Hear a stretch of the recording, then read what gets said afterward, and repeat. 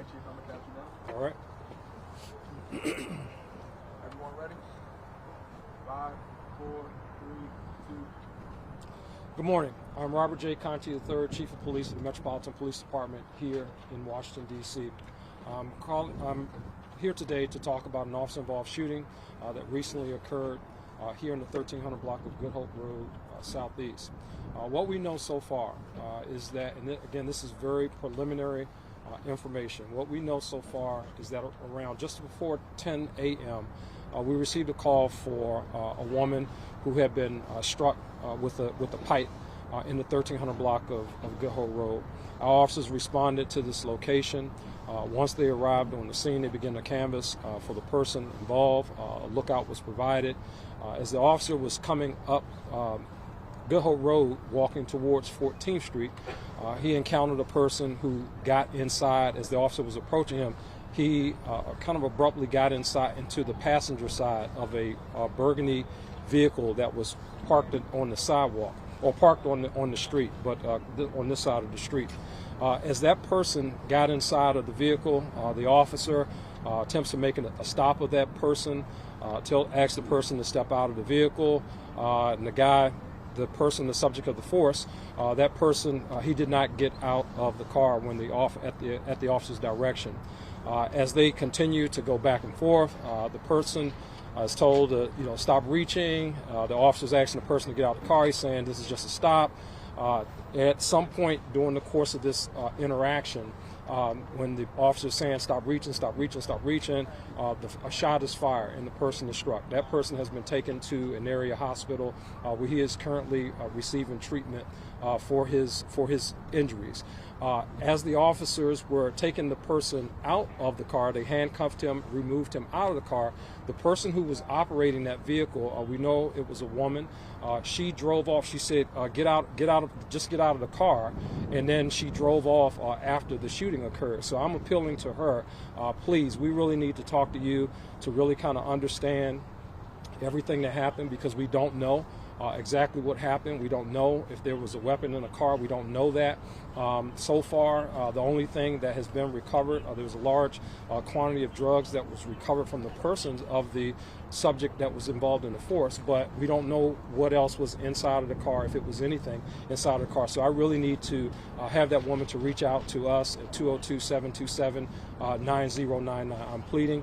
We really need to talk to you to really put the rest of the pieces together as to what happened here. There were a number of people that were out here as this incident was unfolding with cell phone cameras who were video recording parts of the interaction. So those individuals as well as are witnesses, and we're asking that they come forward. Again, this is all preliminary information just based upon what we've been able to gather so far. I can take any questions, any brief questions if you have, but that's pretty much all we know at this point. The woman who was the subject of the initial assault, who said was assaulted with a pipe, what's her condition?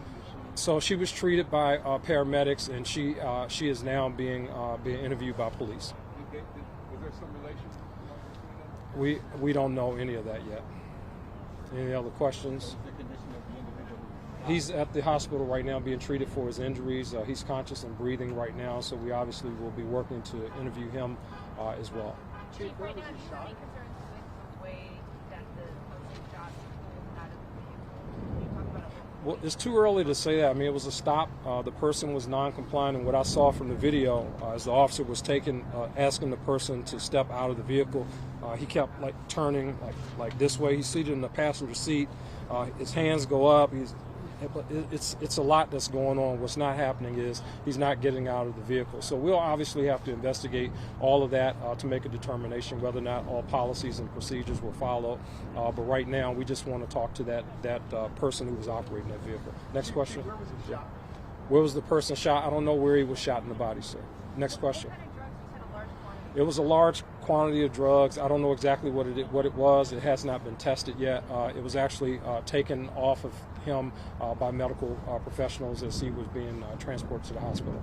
Oh, actually, when he got to the hospital, I'm sorry. The person that was originally assaulted, was this all outside? It started outside, over here on this side of the street. There was some kind of interaction between her and the individual. she called the police. She said that the person was going back towards the bridge. The responding officer was making his way from the bridge up towards 14th Street, where he encountered this person. So we're working through all that. Again, this is very preliminary information. I don't really have anything else to offer. I'll take one other question if there is one other. Is there a description of the car? It's a burgundy four-door. I don't even know what kind of car it is. Do we know what kind of car it is?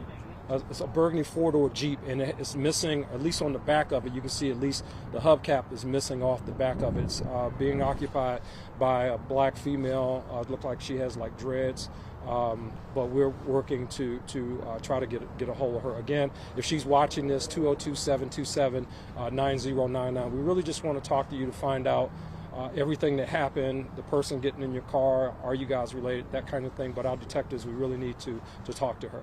Thank you very much. That's all I have, folks.